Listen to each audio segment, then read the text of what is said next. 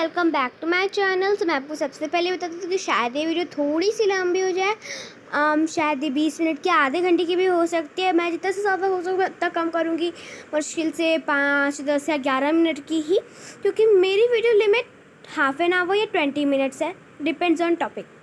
सो आज का जो टॉपिक है वो है द इजिप्शियन सिविलाइजेशन। सो आज के टॉपिक के हिसाब से शायद मुझे 20 मिनट्स भी लग सकते हैं और 10 मिनट्स एक्स्ट्रा यानी कि 30 मिनट्स भी लग सकते हैं। सो आप प्लीज़ बोर मत होइएगा। आपका जो मेन टॉपिक है वो आप अगर आगे करके देखेंगे तो हाँ समझ में आएगा, लेकिन थोड़ा थोड़ा। अगर आप मेरा स्टार्टिंग से देखेंगे तो अच्छा रहेगा।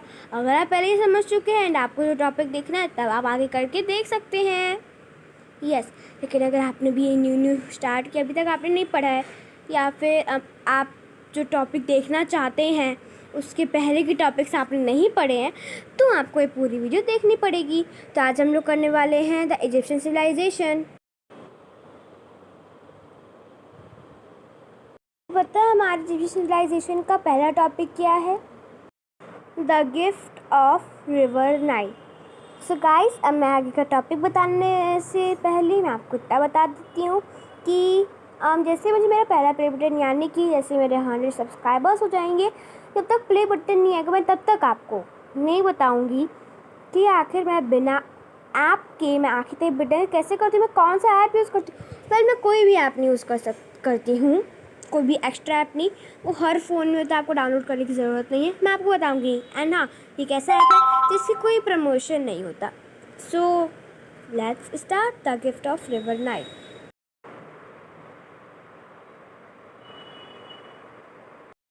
You just think so that this is our river Nile, okay? What's the specialty? The topic we found that the gift of river Nile. Why the gift? So that's our topic to know this, that why it is called the gift of river Nile. Okay, so the Egyptian civilization emerged in the Nile Valley in the northeastern Africa. The Nile Valley, which is a narrow strip of fertile land, is protected on the east by the Red Sea and on the west by the Sahara Desert. Okay, so I will also tell in the Hindi. तो जो हमारा नहीं मतलब जो Egyptians के लोग थे, जो इजिप्शियंस थे, उनका जो सिविलाइजेशन था वो वो लोग पहले तो वो लोग जो है ना रिवर नाइल के पास रहते थे। जैसे यहाँ पे उनके अलग अलग घर हो गए, तो वो लोग पहले रिवर नाइल के पास रहते थे। यहाँ पे उनके अलग अलग मतलब वो लोग घर में रहते थे। मैं आपको यहाँ पे घर बना देती हूँ। यहाँ पे खूब सारे लोग रहते थे। ओके, सो जो हमारी रिवर नाइल थी उसके आसपास लोग रहते थे। या I am right? So the civilisation जो था उसमें वो लोग रिवर नाइल के पास रहते थे। सो आगे बढ़ रही हूँ मैं। सो उनके जो उनको मतलब वो गिफ्ट इसीलिए लगता था क्योंकि वो लोग पास में रहते थे। पहला पॉइंट ये था कि वो मतलब हाँ, मैं आपको ऐसे बताती हूँ कि जब मान लीजिए हम लोगों को कोई क्रॉप हम लोगों ने लगाया है एंड हम लोग को उसको उगाना है, तो उसके लिए को पानी चाहिए। बट मान लीजिए हमारे पास पानी तो है लेकिन फर्टाइल लैंड यानी कि सॉइल, गीली सॉइल नहीं है, या फिर इतना हमारे पास पानी नहीं है कि हम लोग उसको गीला कर सकें। तो इजिप्शियंस तो भी तो इंसान ही थे, तो उनको भी तो रहने की ज़रूरत थी। सो इसलिए तो क्रॉप्स उगाते थे। तो जब क्रॉप्स उगाते थे तो उन लोगों का घर रिवर नाइल के पास होने की वजह से जो उनके जो आप लैंड देख रहे हैं वो मतलब जो आप लैंड देख रहे हैं ना, ये रह सकता था क्या? यस, गीला रहता था। ये जो आप लैंड देख रहे हो ये रहता था गीला। तो उसकी वजह से वो लोग जो भी क्रॉप्स लगाते थे वो आसानी से उग जाते थे, पेड़ बन जाते या फिर श्रब्स बन जाते, कुछ भी मतलब वो उगते। उनकी जो फसलें या जो भी होता उनको जो वो जिस चीज़ का भी पेड़ या बीज लगाते तो आसानी से हो जाता। एंड वो जो उनका लैंड था वो रिवर नाइल के होने के पास होने की वजह से जो उसके ईस्ट में रेड सी है और वेस्ट में जो सहारा डिज़र्ट है, उससे वो इन दोनों चीज़ों से रिवर नाइल प्रोटेक्ट करता था। यानी कि जो रिवर नाइल था वो रेड सी से और सहारा डिज़र्ट से, इन दोनों चीज़ों से रिवर नाइल प्रोटेक्ट करता था। जैसे मान लीजिए आपका कोई दुश्मन है एंड आप जहाँ पे हो, जैसे बहुत से लोगों ने एक शो देखे होंगे, ऐसे बहुत सारे शो में, जादुई शो में, जिससे वो लोग जादू से सुरक्षा कवच लगाते हैं एंड जो दुश्मन होता है जब वो वार कर रहे होते हैं उस वक्त तो एक सुरक्षा कवच लगाते हैं। तो वैसे ही जो सुरक्षा कवच लगाता है उसको इजिप्शियन समझ लीजिए, जो दुश्मन है उनको आप रेड सी और सहारा डिज़र्ट समझ लीजिए, एंड जो सुरक्षा कवच है आप उससे रिवर नाइल समझ लीजिए। जैसे मान लीजिए सहारा ब्राउन कलर है क्या ओके मान लीजिए ये रेड सी है, ओके, एंड ये सहारा डिज़र्ट है एंड यहाँ पे है इजिप्शियन सिविलाइजेशन। सो जब ये जो इसका मतलब कुछ भी बहाव जब ऐसे इधर आता है तो ये जो रिवर नाइल वो अपने साथ ले जाती है। तो बाहर जो उनका आता है सहारा डिज़र्ट या रेड सी का, तो वो ऐसे नहीं जाती है, या जो रेड सी का बहाव है वो ऐसे ना जाकर कैसे चला जाता है, यस वो ऐसे चला जाता है। सो उनको मतलब वो प्रोटेक्ट करता है रिवर नाइल रेड सी और सहारा डिज़र्ट से। तो इसलिए वो लोग फिर the river Nile played an important role in the development of the civilisation. यानी कि ये जो रिवर नाइल है ये बहुत ही इम्पॉर्टेंट रोल निभाती है इस सिविलाइजेशन को डेवलप करने में। बट फॉर द नाइल, यानी कि नाइल के लिए Egypt would have been a desert. Every the Nile would overflow its banks, transform the entire valley into a vast lake. When the flood water receded, it left behind a layer of silt and mud on both sides of the river banks. यानी कि जो river Nile के लिए, उनके लिए Egyptians के तो ये गिफ्ट था, लेकिन रिवर नाइल के लिए जो रिवर नाइल के लिए जो इजिप्ट था वो उनके लिए डिज़र्ट था, क्योंकि इजिप्ट बहुत सूखा रहता था, तभी उनको रिवर नाइल की ज़रूरत पड़ी, यानी कि पानी की ज़रूरत पड़ी जो कि रिवर नाइल देती थी। सो हर साल जब रिवर नाइल ज़्यादा ओवरफ्लो होने लगती थी तो उसके किनारे पे एक वास्ट लेक बन जाता था, तो उतना सूखा नहीं रहता था, जिसकी वजह से उनको फर्टाइल लैंड मिल जाता था। सो जब फ्लड आता था तो वो रिसीड हो जाता था। सो ऐसा एंड फिर जो फ्लड वाटर आता था वो रिवर नाइल अब उसको रिसीड कर लेता था और स्लिट की लेयर मड और दोनों साइड जो रिवर बैंक्स था तो उसके मड दोनों को वो पीछे छोड़ देता था, जिससे कि केवल क्लीन वाटर ही जाए उधर, जिससे कि लैंड फर्टाइल हो जाए। This annual deposit made the land very fertile. Crops grew easily in this land and yielded rich harvest. अभी मैंने जैसे कि आपको बताया था कि फिर वो फर्टाइल करने में आसानी हो जाती, तो यही हमारी अगली लाइन है। मैं के लाइन से बता रही हूँ क्योंकि मैं यूपी बोर्ड की बुक की लाइन से बता रही हूँ, एंड नॉलेज तो आपको वही मिलेगी। अब बिल्कुल सेम टू सेम लाइन्स आपकी अगर नहीं मैच करे तो कोई नहीं, लेकिन नॉलेज आपको वही मिलेगी। अगर आपको कोई बोर्ड दूसरा तो नॉलेज दूसरी हो नहीं जाएगी। सो इसलिए आप सुनते रहिए। सो ये जो मैंने भी आपको बताया कि फर्टाइल हो जाता है, तो फर्टाइल हो जाता है उससे क्रॉप्स ईजिली ग्रो हो जाते हैं, और फर्टाइल होने की वजह से वो इतनी जल्दी ग्रो हो जाते हैं, मतलब इतनी भी जल्दी नहीं कि एक ही सेकेंड में हो जाए।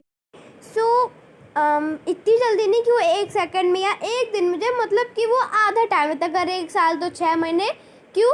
फर्टाइल होने की वजह से। एंड वो इतना, अगर आप ये सोच रहे हैं ना कि अगर वो ज़्यादा फर्टाइल कर देंगे तो फिर जल्दी हो जाएगा, ऐसा नहीं है। उसको परफेक्ट फर्टिलाइजेशन मिलता है क्रॉप्स को, इसीलिए वो होता था। आप चाहे जितनी बार भी पेड़ को जितना ज़्यादा आप पानी दे दें, वो अपनी ऋतु पे उगता है। ये एक महान लेखक तो नहीं, लेकिन जैसे छोटी छोटी नहीं 2 लाइन की कविता होती हैं, दोहे, वो वो कबीरदास ने लिखा था। मैं उसकी भी एक दिन वीडियो बनाऊंगी। आप बस उसको कमेंट करके बताइए कि मैं उसको समझाऊं या नहीं, एंड कौन सा दोहा है वो भी कमेंट करके बताइए। अगर वो मैंने अभी तक पढ़ा होगा या फिर मुझे पता होगा तो मैं आपको वो ज़रूर बताऊंगी। सभी चलते हैं आगे।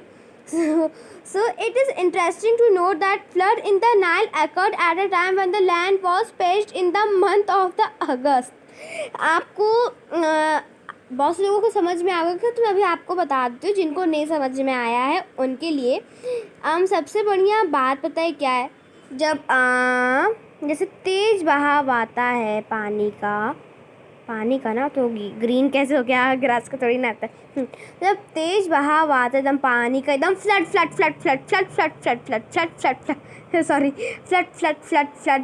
हो जाता है। सो मतलब फ्लड आता है। सबसे बढ़िया बात ये थी कि जब फ्लड आता है उसी वक्त, यानी कि अगस्त में ही आता था, तो उसी वक्त जो है उनकी जो घास होती थी वो ग्रीन से येलो हो जाती थी, यानी कि उसके अंदर की एक चीज़ जिसको हम लोग उसका क्लोरोफिल कहते हैं, जो मतलब अगर ग्रास में लीव्स में नहीं होता है तो ख़त्म हो जाता है। अगर तो वो ग्रास या लीव्स पतले नहीं, मतलब पीले हो जाते हैं। माने जब पीले होते तो उसी वक्त, यानी कि जब क्रॉप्स को सबको मतलब जो क्रॉप्स हार्वेस्टिंग जो करते थे उसको जैसी ज़रूरत होती थी ज़्यादा वाटर की, उसी वक्त आता था। So that's the reason that flood जो है अगस्त में आता था, तो उनको परेशानी नहीं होती थी। Okay, so the Egyptians built canals, dikes and reservoirs all along the course of the river to help agriculture on a large scale. So इसका मतलब ये है कि जो नाइल था वो एक और तो जो इजिप्शियंस थे उन्होंने कैनाल्स, डाइक्स और रिजर्वर्स बनाए अपने पूरे एरिया में, जो रिवर के मतलब आसपास के जो एरियाज़ होते हैं वहाँ पे। So it help the agriculture on a large scale, यानी कि ये एग्रीकल्चर को बहुत ही अच्छे से करने में मदद करता है। गुड टू नो, मैं आपको बताती हूँ that Menes is considered to be a founder of the first dynasty in ancient Egypt. जो मेनस हैं उनको माना गया है कि उन्होंने सबसे पहली डायनेस्टी जो एंशिएंट इजिप्ट में उन्होंने पाई थी। And Ramesses second is considered as the greatest pharaoh of ancient Egypt, और एक रामसेस सेकंड नाम से कोई है, उनको माना जाता है कि वो सबसे अच्छे फ़ेरो, यानी कि इजिप्ट में आपको पता है किंग को कुछ और कहते हैं, फ़ेरो यानी कि यहाँ पे जो लिखा है ना ग्रेटेस्ट फ़ेरो, यानी कि उसका मतलब होता है किंग। तो जो ग्रेटेस्ट किंग वहाँ पे जो थे वो रमीस सेकंड को माना जाता था एंशिएंट इजिप्ट में, जिन्होंने रूल कब से कब तक किया था, 1279 टू 1213 BCE तक। तो चलते अपने नेक्स्ट पॉइंट पे। नेक्स्ट पॉइंट है कि हमारी वीडियो ख़त्म हो गई, क्योंकि अभी 14 मिनट और मुश्किल से पता नहीं कितने सेकंड रहे इंट्रो एंड करने में। सो इसलिए मैंने सोचा कि अभी मैं आपको the gift of river Nile बताऊं। आप क्या चाहते हैं कि मैं अगला टॉपिक क्या लाऊं, एग्रीकल्चर, रिलीजन या फिर आर्ट एंड आर्किटेक्चर, आप बताइए, आप कमेंट करके बताइए। इनमें से नहीं तो फिर आपको जो जानना है आप वो, एंड अगर वो मेरे को बताया गया होगा या मुझे पता होगा तो मैं आपको उसमें से वही बताऊंगी जिसके ऊपर ज़्यादा कमेंट्स आए होंगे। एंड हाँ, आप मुझे छोटा सब्सक्राइबर समझ के, छोटा यूट्यूबर समझ के ये ना है कि मैं क्यों सब्सक्राइब कर, अरे जब आप लोग सब्सक्राइब करेंगे तभी तो मुझको ज़्यादा सब्सक्राइबर्स मिलेंगे, तब अपना दूसरे लोग सब्सक्राइब करेंगे। बस आप सब्सक्राइब कर दीजिए और बेल आइकन दबा दीजिएगा, बाकी का आप मुझ पर छोड़ दीजिए। और आपको एक सरप्राइज़ दिखाऊँ, अभी दिखाती हूँ गाइस, ये देखिए, मतलब आप लोग वीडियो देख के चल ही जाते हैं, इतने कम लोग सब्सक्राइब करते हैं। एंड बहुत सारे लोग सोचते होंगे कि आखिर हम लोग ये निकालते कैसे हैं। तो ये बड़े या छोटे यूट्यूबर्स का नहीं होता है, इसके लिए बस आपको एक यूट्यूब ऐप होता है जिसको हम लोग YT ऐप कहते हैं, जो हर एक के पास होता है। तो आपको बस सबसे पहले करना क्या है मैं आपको बताती हूँ। ओके सो सबसे पहले जैसे आप खोलेंगे तो आपको ये ओवरव्यू वगैरह नहीं मिलेगा। ये तो मैंने भी खोला है। सो सबसे पहले मैं अकाउंट चेंज कर लेती हूँ अपना। इसके लिए आपको ये DP आती है, वहाँ पे क्लिक करना है। मैं चेंज करती हूँ। तो मुझे सबसे ज़्यादा टोटल व्यूज़ मतलब मेरी मम्मी का चैनल जो सबसे ज़्यादा इस पर खुला रहता है, इसलिए यहाँ पे उसकी DP आ रही है। बट आप देख सकते हैं ये अब मेरे से दो अकाउंट्स का है। सो इसीलिए ऐसा होता है। मैंने ये चेंज कर लिया है, मैं आपको दिखाती हूँ। ये देखिए ये है मेरा, जिसमें मतलब आज तो मेरे उसके घर के ही हैं। भाई सब्सक्राइब क्या करो।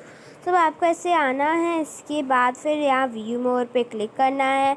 व्यू मोर के बाद ऑडियंस में जाना है, आपको ये मिल जाएगा जिसमें केवल इतने कम लोगों ने सब्सक्राइब किया है। गाइस किया करो एंड मिलते हैं नेक्स्ट वीडियो में। Bye bye.